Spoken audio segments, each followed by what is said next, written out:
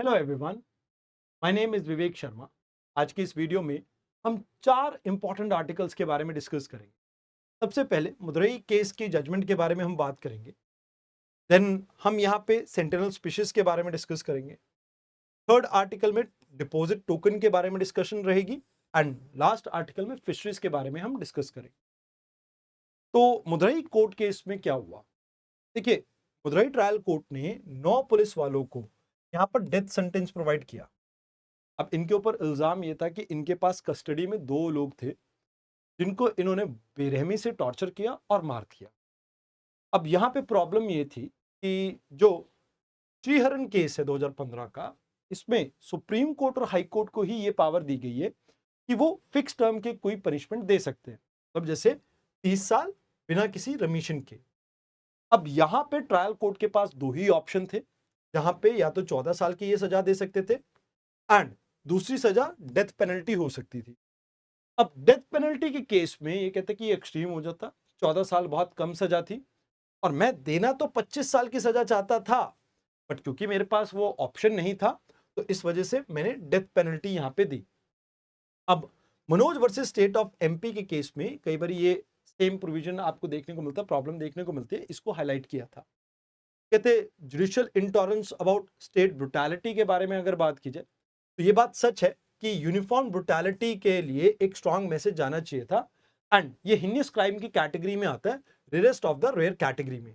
तो यहाँ पे कहीं ना कहीं जो जुडिशरी के पास एक गैप था कि मिडिल ग्राउंड कोई नहीं अवेलेबल था, तो हमें इंडियन लीगल सिस्टम में कुछ चेंजेस यहाँ पे लाने की जरूरत है, क्योंकि बल्क ऑफ क्रिमिनल केसेस आपके आज भी ट्रायल कोर्ट्स ये हैंडल करते हैं।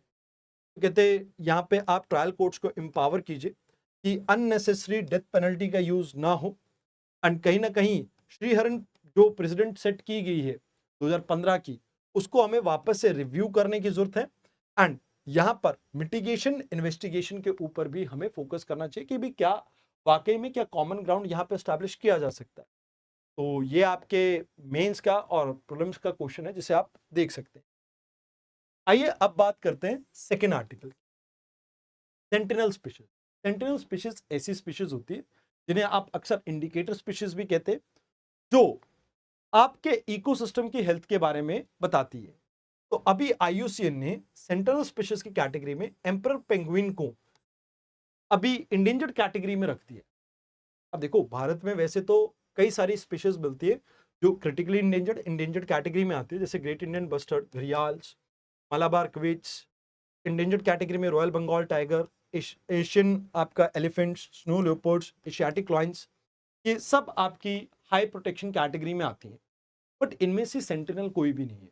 सेंटिनल स्पीशीज के कुछ ट्रेट्स होते हैं, जैसे ये बहुत ज़्यादा सेंसिटिव होते हैं, कोई भी हल्का सा चेंज इनके ऊपर असर डाल सकता है। इनका लाइफ स्पैन थोड़ा लंबा रहता है, जिसकी वजह से ये टॉक्सिक को अपनी बॉडी में अक्यूमुलेट कर सकते हैं। ये एक फिक्स टेरिटरी में आपको देखने को मिलते हैं एंड एपरेंट रिस्पॉन्स इनका क्या रहता है, इनको स्ट्रेस देखने को मिलता है एंड इनके बिहेवियर में रिफ्लेक्ट होता है। अब जैसे अगर हम बात करें फ्रॉग की, तो अगर कहीं भी पानी में पेस्टिसाइड या एसिड का इस्तेमाल होगा तो इनकी परमेबल स्किन के ऊपर उसका असर पड़ेगा। हनी बी की बात करें तो कहीं ना कहीं एयर क्वालिटी का इम्पैक्ट इनके ऊपर भी रहता है। म्यूसेल्स एंड ऑस्टर की बात की जाए तो कहीं ना कहीं ये भी आपके कोस्टल पोल्यूशन को मेजर करने के लिए एक अच्छे संसाधन है। कैट मिनीमाटा में, जापान में डांसिंग कैट फीवर के नाम से जाना जाता है ये एरिया। तो इसमें कैट अर्ली वार्निंग साइन का काम करते हैं मर्करी पोल्यूशन का। तो ऐसे ही एम्परर पेंगुइन आपकी क्लाइमेट चेंज के बारे में आपको बता सकती है। तो कहते हैं कि भाई एम्परर पेंगुइन क्लाइमेट चेंज के क्राइसिस को real time day to day basis पे मॉनिटर करने में आपको हेल्प करेंगी एंड मोर ओवर यहाँ पर स्पीशीज की जो हेल्थ है इसमें कुछ डिक्लाइन होगा, तो ये आपको मान के चलना होगा कि इससे इकोलॉजिकल जो आपका इकोसिस्टम है उसकी हेल्थ पे भी असर पड़ेगा एंड कहीं ना कहीं ये इवेंचुअली ह्यूमन वाटर सिक्योरिटी के लिए भी काफी खतरा बनेगा, क्योंकि जो ये आपके ग्लेशियर्स हैं यहीं से ही ज्यादातर आपकी overall air circulation, water circulation and climate के कई फैक्टर ड्रिवन है। अब बायोडाइवर्सिटी लॉस तो यहाँ पर आपको देखने को ही मिलेगा, क्योंकि एम्परर पेंगुइन यहाँ की फ्लैगशिप स्पीशीज है, इस वजह से भी। बाकी ये कॉस्ट इफेक्टिव है मॉनिटरिंग टूल के तौर पे, बट हमें इस मॉनिटरिंग को इंटीग्रेट करना होगा अपने पोल्यूशन के लेवल पे, क्या हम कंट्रोल कर सकते हैं उसके साथ। हैबिटेट प्रोटेक्शन के ऊपर हमें फोकस करना होगा एंड क्लाइमेट चेंज को रोकने के लिए भी हमें स्टेप्स उठाने होंगे। अब बात करते हैं आज के थर्ड आर्टिकल। अब यहां पे जो ग्लोबल फाइनेंशियल शिफ्ट है वो आपको प्रोग्रामेबल सेटलमेंट के ऊपर देखने को मिल रहा है, जहां पर टोकनाइजेशन को यूज किया जा सकता है। तो इंडियन बैंक भी अभी एक्सप्लोर कर रहे हैं कि डिपॉजिट टोकन या एसेट टोकनाइजेशन के ऊपर क्या हम फोकस कर सकते हैं। तो टोकनाइजेशन क्या होता है, सबसे पहले आप ये समझिए, एक प्रोसेस है जहां पे ओनरशिप को आप डिजिटल टोकन के अंदर ब्लॉकचेन बेस्ड टेक्नोलॉजी के अंदर डिवाइड कर देते हैं। अब इसमें कोई भी एसेट आ सकता है, चाहे आपके रियल स्टेट हो, स्टॉक हो, बॉन्ड्स हो, गोल्ड हो, या इवन इंटेलेक्चुअल प्रॉपर्टी राइट। इसमें सभी को फ्रैक्शन ओनरशिप मिलती है, मतलब जैसे एक पूरी बिल्डिंग है, उसमें कई लोगों ने, 1000 लोगों ने टोकन खरीदा, तो वो सभी इक्वल पार्टनर उसमें बन जाएंगे। एंड इसमें इंस्टेंट पेमेंट आपको देखने को मिलती है, 2 से 3 दिन के अंदर सब कुछ सेटल हो सकता है। अब कहा जाता है कि भाई इसमें ये रेगुलेटेड एंड इंश्योर्ड है, मतलब लाइक स्टेबल कॉइन की तरह आप इसे यूज कर सकते हो। मोर ओवर यहाँ पे 1-to-1 बैकिंग होती है, ईच टोकन एक डेफिनेट वैल्यू को रिप्रेजेंट करेगा एंड यहाँ पे प्रोटेक्शन भी आपकी अवेलेबल है। जैसे अगर हम बात करें यूएस में, यहाँ पे इनकी इंश्योरेंस भी होती है, तो ऐसा ही कुछ हमें भी देखना होगा। हमने सेंट्रल बैंक डिजिटल करेंसी में भी सेम आपकी ब्लॉकचेन टेक्नोलॉजी को यूज किया, जिसमें रिटेलर्स और होलसेलर्स के लिए हमने यहाँ पे अपॉर्चुनिटी प्रोवाइड की है कि वो इंडिया के जो डिजिटल करेंसी है इसमें इन्वेस्ट कर सकते हैं। अब यह आपका कहीं ना कहीं डिसेंट्रलाइज होती है ब्लॉकचेन टेक्नोलॉजी, एंड इसे हम यूज कर रहे हैं as a digital public infrastructure के तौर पे। जैसे वज्र नेटवर्क है, यहाँ पर एनपीसीआई अपने क्लियरिंग और सेटलमेंट के लिए इसे यूज करती है, कॉन्ट्रैक्ट को स्मार्टली एग्जीक्यूट करने के लिए।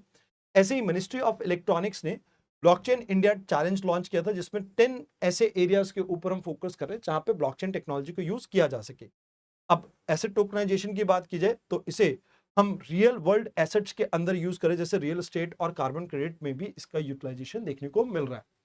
अब कहा जाता है कि भाई इसमें बेनिफिट क्या देखने को मिलेगा, प्रोग्रामेबल मनी है, मतलब इंस्टेंट सेटलमेंट देखने को मिलेगी रियल टाइम बेसिस पे।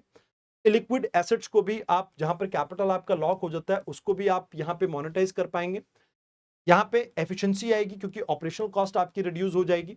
मोर ओवर फाइनेंशियल इंक्लूजन आपका इंक्रीज होगा, जहां पे फ्रैक्शनल ओनरशिप के साथ आप ज्यादातर मैक्सिमम लोगों को यहाँ पे अट्रैक्ट कर सकते हैं, और ये 24/7 कभी भी कहीं भी आप इसे यूज कर सकते हैं।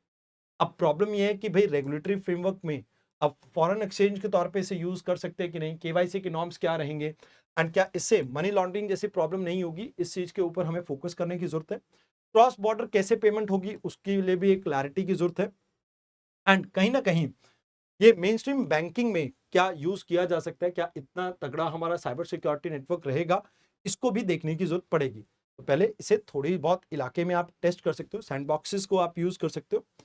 अब उसके अलावा इसको स्टैंडर्ड सेटलमेंट के अंदर आप यूज करें तो यूपीआई के अंदर आप प्रोएक्टिवली से यूज कर सकते हैं, एंड कहीं ना कहीं जब आप इस कॉन्सेप्ट को प्रूव करते तो उसके बाद लार्ज स्केल पे इसे यूज करने की जरूरत है।